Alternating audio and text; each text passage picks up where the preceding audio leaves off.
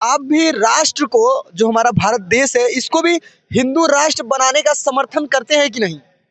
अरे हिंदू राष्ट्र बने या न बने, हिंदुस्तान बहुत पहले से है। हमारे प्रयागराज में आके आपको कैसा लग रहा है? अच्छा लग रहा है और अच्छा ही लगता रहेगा।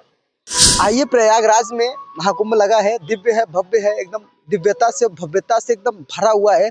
जैसे घर में दिवाली होती है, उससे कहीं ज्यादा जब दिवाली में आप सजाते हैं, उससे कहीं ज्यादा अभी प्रयागराज में महाकुंभ को सजाया गया है। और थोड़ा विलम्ब हो गया है, कुछ महात्मा लोगों को थोड़ा असुविधा हुई इस साल, और वो खैर सुधार हो रहा है धीरे धीरे, जगह सब इधर उधर बस रहे हैं।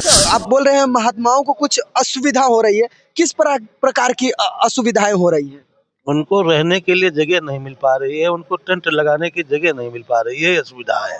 अब ये गलतियां किसकी है, योगी जी की है कि जो सिस्टम है, सिस्टम की गलतियां हैं? अब योगी जी की तो गलती तो नहीं है, कुछ सिस्टम की ही गलती है। अच्छा, माता पिता का अभी भी आप सेवा करते होंगे कहीं ना कहीं? माता पिता तो सेवा करने के काबिल हैं।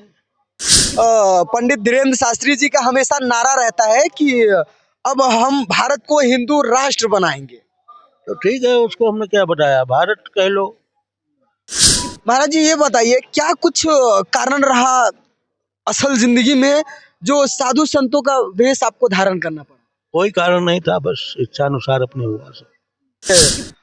साधु का अगर साधु संत अगर आप बन गए हैं, नागा साधु अगर बन गए हैं, तो क्या कभी मौका मिलता है माता पिता का सेवा करने के लिए? क्योंकि आप तो बाहर ज्यादातर रहते होंगे। कहीं एक एक कोट होगा, अंदर एक शर्ट होगा, उसके अंदर एक इनर होगा, मतलब तीन चार चार पांच जो पहने रहते हैं, तब वो ठंडी लगते रहता है, लेकिन आप लोगों को ठंडी नहीं लगता है। आप देख सकते हैं, अभी हम हैं प्रयागराज में, और प्रयागराज में दिव्य भव्य और महाकुंभ लगा हुआ है, जो 12 वर्षों के बाद आता है, 144 वर्षों के बाद आया हुआ है, और एकदम दिव्यता हुआ भरा हुआ महाकुंभ है, जहां तमाम तरीके से साधु संतों का आगमन हुआ है। एक नागा साधु जी हैं, और कहते हैं कि नागा साधु के अगर दर्शन हो जाए तो मोक्ष की प्राप्ति होती है। आइए, आज इन्हीं से कुछ जानते हैं, क्या कुछ कहानी है कि महाराज जी साधु बन गए हैं। हर हर महादेव। हर हर महादेव, जय श्री महाकाल, जय हो गंगा मैया। महाराज जी, ये बताइए, हमारे प्रयागराज में आके आपको कैसा लग रहा है? अच्छा लग रहा है और अच्छा ही लगता रहेगा, और बड़ी अच्छी व्यवस्था है, और बड़ा आनंद आ रहा है भीड़ भाड़ को देख करके, साधु संतों को देख करके बड़ा मन प्रफुल्लित हो जाता है। अच्छा महाराज जी, जो योगी सरकार का जो कार्य है, प्रयागराज में जो कार्य किया गया है, जिस तरीके से महाकुंभ को सजाया गया है, कितना नंबर देना चाहेंगे उनको, अगर देना हुआ तो? नंबर देने वाले पदाधिकारी लोग बैठे हैं, लेकिन कार्य उनका बहुत बढ़िया है। बहुत कार्य से खुश है कि नहीं?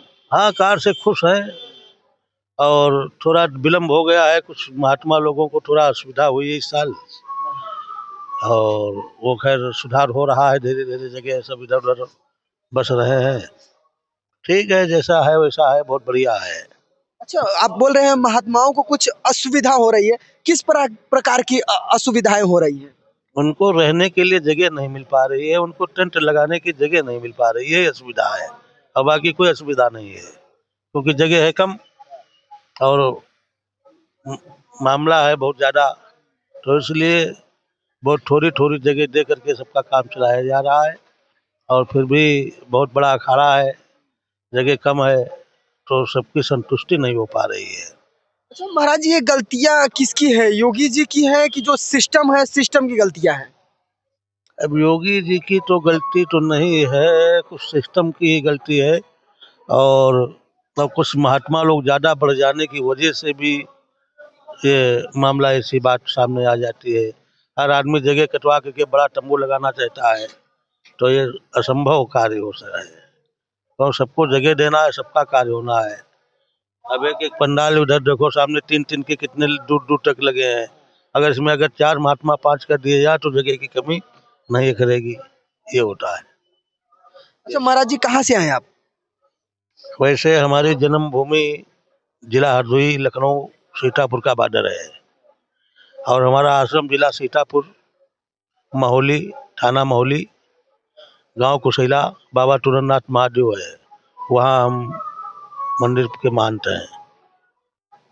महाराज जी ये बताइए, क्या कुछ कारण रहा असल जिंदगी में जो साधु संतों का वेश आपको धारण करना पड़ा? कोई कारण नहीं था, बस इच्छा अनुसार अपने हुआ सब। कारण कोई नहीं, ना कोई परेशानी, ना कोई दिक्कत। अच्छा, माता पिता का अभी भी आप सेवा करते होंगे कहीं ना कहीं? माता पिता तो सेवा करने के काबिल हैं, वो चाहे जिसके माता पिता हों। अगर जिसने माता पिता की सेवा नहीं किया, गुरुजनों की सेवा नहीं किया, उसने कुछ नहीं किया अपनी जिंदगी में।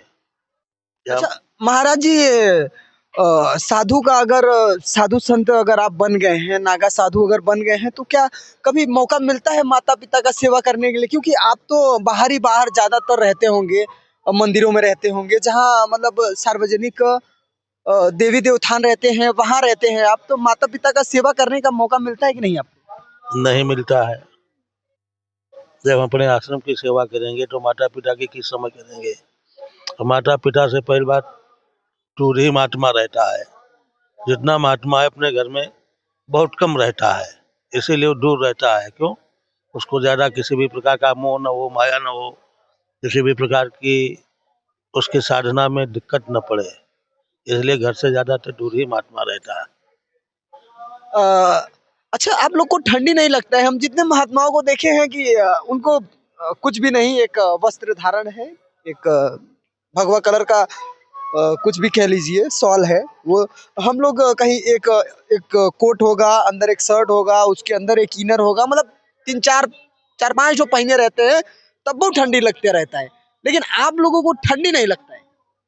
ये अपना अभ्यास हो जाता है, क्योंकि जो वस्त्र को धारण नहीं करते हैं उनमें अपने आप तपोबल आ जाता है। गुरु मूर्तियों की तपस्या जो है शिष्य के शरीर में प्रवेश कर जाती है। गुरु नाम से ही उनका जो है अभ्यास होता है, और उनके ठंडक नहीं लगती है। कहीं ना कहीं ये भभूत जो लगाए हैं, इसका चमत्कार होता है क्या? बबूत तो चमत्कारी है, भस्मी है। भस्मी ढोली सारवांगे आपात तल मस्तके रोमे रोपे भावे लिंगम अश्व शरीरम शिवालय। तो ये भस्मी ही जो है ये शिव समान होती है, तो पवित्र चीज है और चमत्कारिक चीज है, इसी से चमत्कार होते हैं। यहाँ जो कार्य हुए हैं उससे आप संतुष्ट हैं? जी बहुत संतुष्ट हैं, जैसा है वैसा है, बहुत बढ़िया है। महाराज जी एक सवाल है कि आप भी राष्ट्र को, जो हमारा भारत देश है, इसको भी हिंदू राष्ट्र बनाने का समर्थन करते हैं कि नहीं? अरे हिंदू राष्ट्र बने न बने, हिंदुस्तान बहुत पहले से है। क्या? जब हिंदुस्तान है तो हिंदुस्तान ही रहेगा।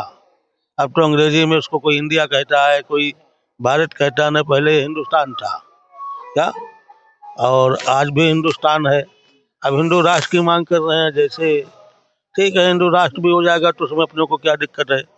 हिंदू राष्ट्र के नाम से जाना जाएगा हिंदुस्तान की जगह पर।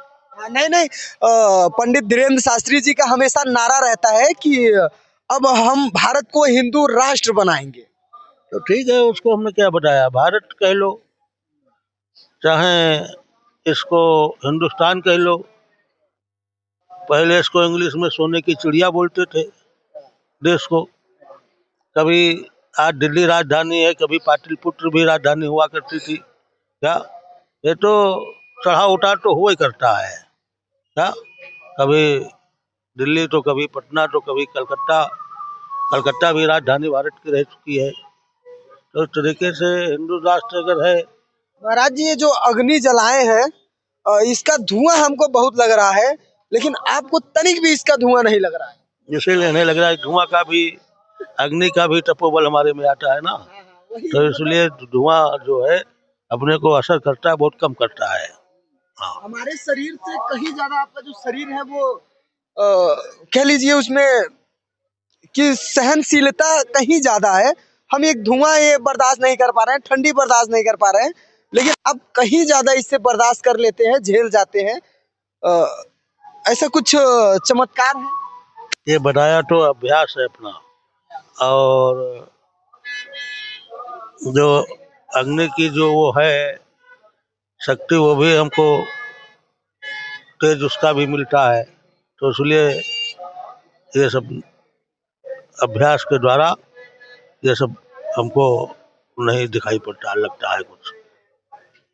आप देख सकते हैं अभी हम बैठे हैं संत महात्मा के पास, नागा साधु के पास। इनके पास शक्तियाँ होती हैं, बड़ी अद्भुत होती हैं। हमारे अंदर और आपके अंदर जो शक्तियाँ नहीं होंगी वो इनके अंदर रहती हैं। अगर घर पे हैं तो आइए, इनका दर्शन करिए और मोक्ष की प्राप्ति करिए। और आइए, प्रयागराज में महाकुंभ लगा है, दिव्य है, भव्य है, एकदम दिव्यता से भव्यता से एकदम भरा हुआ है। जैसे घर में दिवाली होती है उससे कहीं ज्यादा, जब दिवाली में आप सजाते हैं उससे कहीं ज्यादा अभी प्रयागराज में महाकुंभ को सजाया गया है। आप देखेंगे तो चारों तरफ से होर्डिंग बोर्डिंग का प्रचार प्रसार हो रहा है। और जो लाइटें लगी हैं एकदम अद्भुत है, अविश्वसनीय है। आइए, आप भी दर्शन करिए और महात्माओं के दर्शन करिए। बाकी आप इन बारे में क्या सोचते हैं, कमेंट सेक्शन में अपनी राय जरूर लिख सकते हैं। बाकी आप देख रहे थे सुनो प्रदीप, कैमरामैन विशाल के साथ मैं प्रदीप गुप्ता। वीडियो देखने के लिए बहुत बहुत धन्यवाद। महाराज जी, ये जो अग्नि जलाए हैं इसका धुआं हमको बहुत लग रहा है, लेकिन आपको तनिक भी इसका धुआं नहीं लग रहा है। इसीलिए नहीं लग रहा है, धुआं का भी, अग्नि का भी तपोबल हमारे में आता है ना। तो इसलिए धुआं जो है अपने को असर करता है, बहुत कम करता है। हाँ। हमारे शरीर से कहीं ज्यादा आपका जो शरीर है वो कह लीजिए उसमें कि सहनशीलता कहीं ज्यादा है। हम एक धुआं ये बर्दाश्त नहीं कर पा रहे हैं, ठंडी बर्दाश्त नहीं कर पा रहे हैं, लेकिन अब कहीं ज्यादा इससे बर्दाश्त कर लेते हैं, झेल जाते हैं। ऐसा कुछ चमत्कार है? ये बनाया तो अभ्यास है अपना। और